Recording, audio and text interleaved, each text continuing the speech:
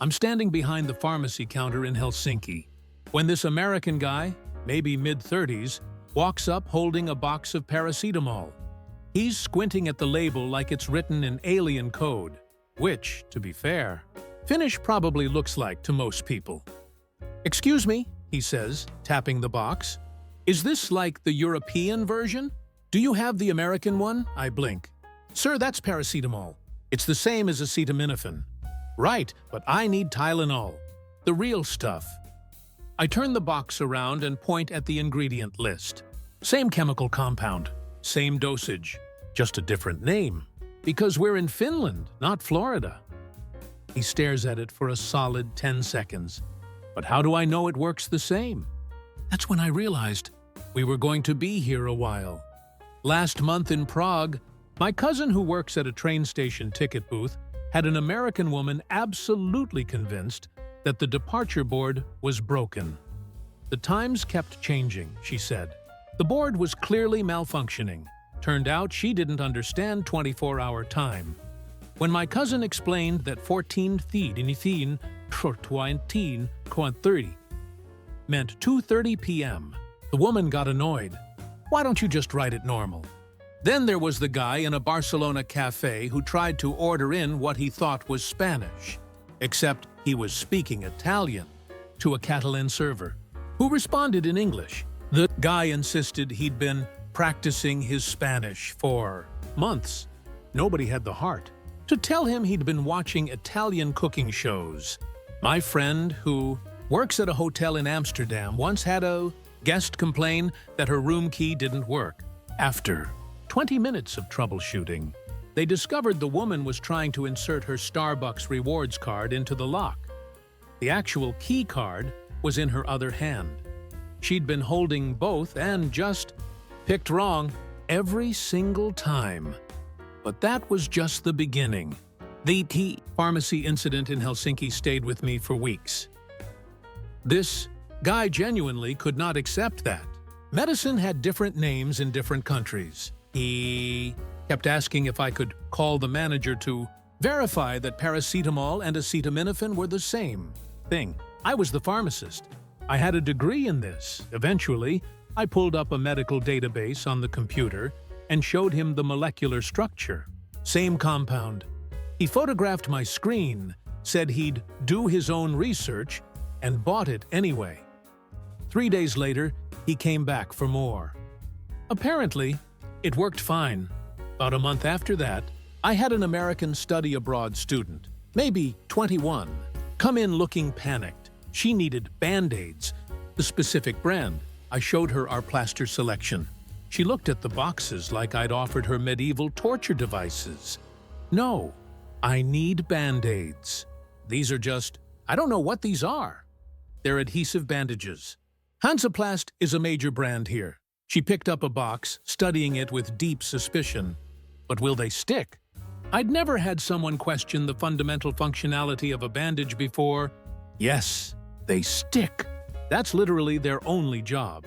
She bought them, but kept muttering about hoping for the best. Over in Thailand, my friend Nam works as a tour guide in Bangkok. She once had an American retiree, probably mid-60s, get genuinely upset during a temple tour because the signs weren't in English. Not just disappointed, angry. He kept saying, "How are tourists supposed to read these?" Nam politely explained that the primary language in Thailand is Thai. The major signs had English translations underneath, but not every single descriptive plaque. "But this is a tourist attraction," he insisted. "Yes, sir. For Thai tourists, too. And Chinese tourists. And Japanese tourists."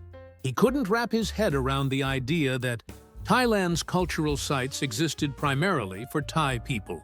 He spent the whole tour photographing signs and complaining that Google Translate didn't work right on temple script. My cousin Priya, who works at a tech startup in Bangalore, told me about an American colleague who joined via a company acquisition. Nice guy, competent programmer, but completely thrown by the office environment. During his first week, he sent her a Slack message. "Why is everyone speaking Indian? She had to explain that there's no single Indian language. The office used a mix of English, Hindi, and Kannada depending on who was talking. He seemed shocked that a country of 1.4 billion people might have multiple languages. But which one is the main one? He kept asking. English is our link language for business. No, but which one do Indians speak? It took 3 different co-workers explaining regional linguistics before he understood. Even then, he seemed personally inconvenienced by it. The most baffling one came from a German colleague who works immigration at Frankfurt Airport, an American businessman. In his 40s, approached the EU citizens line with complete confidence. When she redirected him to the non-EU line, he got annoyed. "I'm American. We don't need visas for Germany." "Correct, sir, but you still use this line." The sign should say that. She gestured to the massive sign above his head that read EU-EEA Swiss nationals only in 4 languages. "That's not clear," he said. "You should write no Americans." She'd been doing this job for 8 years. That was a new one. "I switched jobs last year, and now I'm a receptionist at a small hotel in Bergen, Norway." The American guests are lovely, mostly, but the metric system breaks their brains in ways I didn't expect. We had a family check-in last summer, parents in their 40s, 2 kids around 10 and 12. The dad asked how far it was to the fish market. I said about 1.5 kilometers, which is a nice 15-minute walk along the harbor. "So like 5 miles? He guessed. "No, sir. Just under a mile. Very close." He pulled out his phone and did a conversion. "That can't be right. The GPS says 15 minutes. That's at least 3 miles. His wife jumped in. "Honey, walking pace is different here. Europeans walk slower." "They don't. We just use accurate measurements." They ended up taking a taxi. The driver later told me they seemed shocked it cost money for such a short distance. The fare was maybe 100 kroner, about $10. 2 weeks after that, an American digital nomad in her late 20s checked in and immediately asked about the room temperature. It was set to 20 degrees Celsius. "Perfectly comfortable. 20 degrees?" She looked horrified. "That's freezing. Is the heat broken?" I explained Celsius. "Room temperature is typically 20-22 degrees. That's 68-72 Fahrenheit. But why would you use a system where 20 is warm? That makes no sense. Why would you use a system where 32 is freezing, but 212 is boiling?" I wanted to ask. I didn't. Customer service. She spent her entire 3-night stay wrapped in blankets, convinced she was cold, despite the room being the exact temperature she'd be comfortable with at home. The thermostat clearly showed 22 degrees. She just couldn't mentally adjust. My friend who works at a hardware store in Rotterdam had a similar situation. An American expat came in, needing to buy lumber for a home project. He had all his measurements in feet and inches. The store only stocks in centimeters and meters. "Can you just convert it for me?" he asked. "Of course, sir. How much do you need?" He showed his phone. 8 feet by 4 feet by 2 inches. She helped him convert and find the right materials. Then he asked, "So why doesn't Europe just switch to feet?" "It's simpler." She'd been asked this before. "Sir, the entire world except 3 countries uses metric." "Right. But feet make more sense. They're based on actual feet. And meters are based on consistent decimal units." He bought his lumber, but kept insisting that inches were more intuitive. She didn't mention that his measurements probably came from a country that officially adopted metric in 1866, but just never fully implemented it. Over in Japan, my friend Kenji drives for a rideshare service in Tokyo. He picked up an American tourist couple, probably late 50s, who needed to get to their hotel in Shibuya. They'd written down the address, but also wanted to make sure he didn't take the long route. The trip was 12 kilometers, about 15 minutes in Tokyo traffic. So that's like 30 miles? The husband said. No, sir. About 7 miles. That can't be right. You said 12. Kenji explained kilometers. The husband pulled out a calculator and did the math 3 times, convinced Kenji was scamming them. When they arrived and the fare matched what the app predicted, the wife whispered, I think it's legitimately different here. The husband tipped exactly 0 yen, then asked Kenji why Japan makes things so complicated. Nods and wides. Picked up some part-time translation work in Bratislava. A few months ago, mostly helping tourists at the information center in the old town. An American backpacker, maybe 23, approached my desk looking frustrated. Does anyone here speak Czech? He asked in English. Sir, this is Slovakia. The primary language is Slovak. Right, but I learned some Czech phrases. Should be close enough. It's not wrong. Czech and Slovak are similar.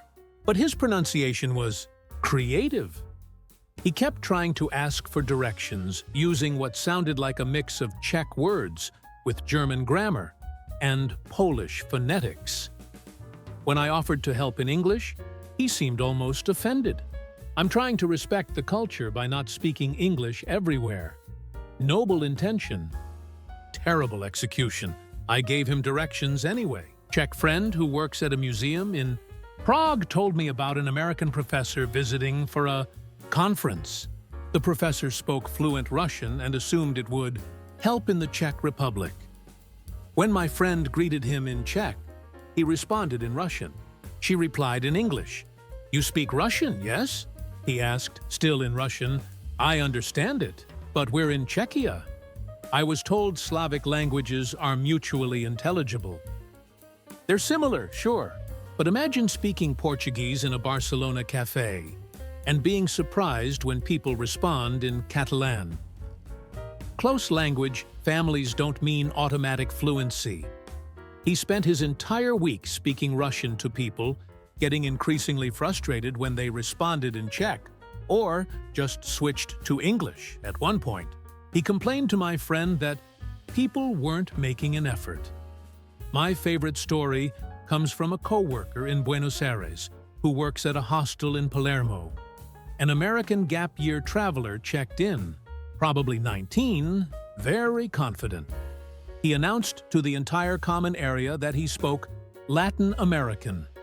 The hostel had guests from Mexico, Colombia, Chile, and Argentina. Nobody was quite sure what to say, like, Spanish? Someone finally asked. No, the Latin American dialect. A Colombian guest gently explained that every country has regional differences. Mexican Spanish sounds different from Argentine Spanish. Vocabulary changes. Slang is completely different. The American guy seemed genuinely shocked. But it's all the same language, right? English in Texas is different from English in Scotland, the Argentine guest offered. But we can all understand each other. Yes, like us. It took the entire evening of conversation, in Spanish, which he didn't actually speak, for him to understand that Latin American isn't a language. He'd been planning to learn Latin American after mastering European. The twist? 3 weeks later, he messaged the hostel from Chile saying he'd started learning Spanish properly and realized how much he'd embarrassed himself. Character growth. In Denmark, my friend Magnus works at a university in Copenhagen. An American exchange student showed up for orientation speaking what she claimed was Danish. She'd been using Duolingo. The problem? She'd accidentally been learning Norwegian Danish, and Norwegian are similar enough in writing that she hadn't noticed. But speaking, completely different pronunciation. Magnus said she sounded like a Norwegian pretending to be Danish while underwater.